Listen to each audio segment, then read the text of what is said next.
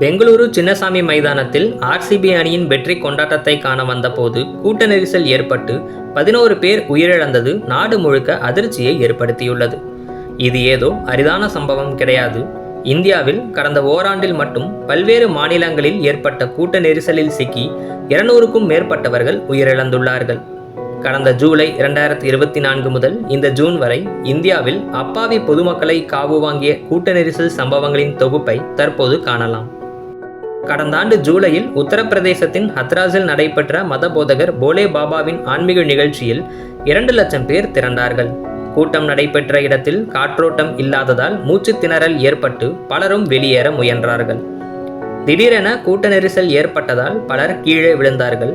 கூட்ட நெரிசலில் சிக்கி 90 பெண்கள் உள்பட 121 பேர் பரிதாபமாக உயிரிழந்தார்கள். இது தொடர்புடைய குற்றப்பத்திரிகையில் 11 பேர் மீது குற்றம் சாட்டப்பட்டது.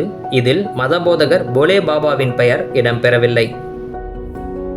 கடந்த அக்டோபரில் இந்திய விமானப்படையின் 92ஆம் ஆண்டு தினத்தை முன்னிட்டு விமான சாகச நிகழ்ச்சி சென்னையில் நடைபெற்றது. இந்நிகழ்ச்சியை காண 15 லட்சம் பேர் கூடி உலக சாதனை படைக்கப்பட்டது. எனினும் போதிய முன்னெச்சரிக்கை நடவடிக்கைகள் இல்லாததால் கடும் வெயில் நெரிசல் காரணமாக 240 பேர் மயக்கமடைந்தார்கள். 5 பேர் உயிரிழந்தார்கள். கடந்த ஆகஸ்டில் மத்திய பீகாரில் உள்ள பாபா சித்தநாத் கோயிலில் புனித ஸ்ரவன் மாதத்தின் 4வது திங்களில் பூஜையின் போது பக்தர்கள் அதிகளவில் கூடினார்கள். இதனால் ஏற்பட்ட கூட்ட நெரிசலில் 7 பக்தர்கள் உயிரிழந்தார்கள்.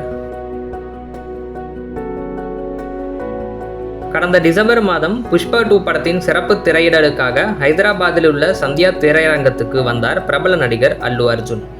அவரை காண ஏராளமான ரசிகர்கள் கூடினார்கள். அப்போது ஏற்பட்ட கூட்ட நெரிசலில் 35 வயது பெண் உயிரிழந்தார். இவருடைய மகன் படுகாயமடைந்தார். இவ்வழக்கு தொடர்பாக அல்லு அர்ஜுன் மீது வழக்கு பதிவு செய்யப்பட்டு காவல்துறையினரால் கைது செய்யப்பட்டார். பிறகு பிணை மூலம் அல்லு அர்ஜுன் வெளியே வந்தார்.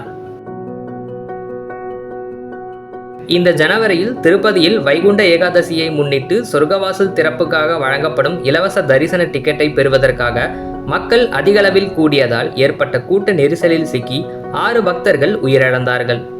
இதில் தமிழ்நாட்டைச் சேர்ந்த மல்லிகா என்பவரும் உயிரிழந்தார்.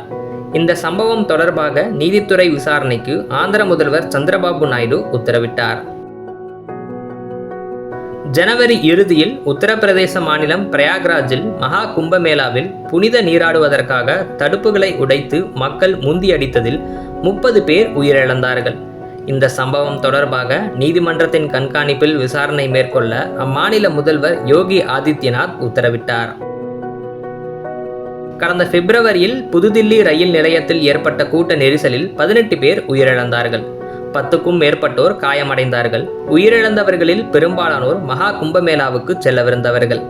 இது தொடர்பாக விசாரிக்க 2 அடங்கிய உயர்நிலை குழுவை அமைத்து விசாரணைக்கு உத்தரவிட்டார் மத்திய ரயில்வே அமைச்சர் அஸ்வினி வைஷ்ணவ். கடந்த மாதம் கோவா ஷிர்கானில் லைராய் தேவி கோயிலில் ஏற்பட்ட கூட்ட நெரிசலில் சிக்கி 7 பேர் உயிரிழந்தார்கள். 80 பேர் காயமடைந்தார்கள். உண்மை கண்டறியும் கமிட்டி இச்சம்பவத்துக்கு கோயில் கமிட்டி, மாவட்ட நிர்வாகம், மாவட்ட காவல்துறை, கிராம பஞ்சாயத்து மற்றும் கூட்டம் உள்ளிட்டவை காரணம் என முதல்வரிடம் அறிக்கை சமர்ப்பித்தது. சில நாள்களுக்கு முன்பு ஆர்சிபியின் வெற்றி கொண்டாட்டத்தில் பங்கேற்க சின்னசாமி மைதானம் அருகே லட்சக்கணக்கான ரசிகர்கள் கூடியதால் கூட்ட நெரிசல் ஏற்பட்டு 11 பேர் உயிரிழந்தார்கள். இச்சம்பவம் தொடர்பாக ஆர்சிபியின் மார்க்கெட்டிங் பிரிவு தலைவர் நிக்கில் சோசாலே வெற்றி கொண்டாட்டத்துக்கு ஏற்பாடு செய்திருந்த DNA நிறுவனத்தைச் சேர்ந்த கிரண், சுமந்த் மற்றும் சுனில் மேத்யூ ஆகியோர் கைது செய்யப்பட்டுள்ளார்கள். பெங்களூரு காவல் ஆணையர் தயானந்த் உள்ளிட்ட 6 காவல்துறை அதிகாரிகள் பணியிடை நீக்கம் செய்யப்பட்டுள்ளார்கள்.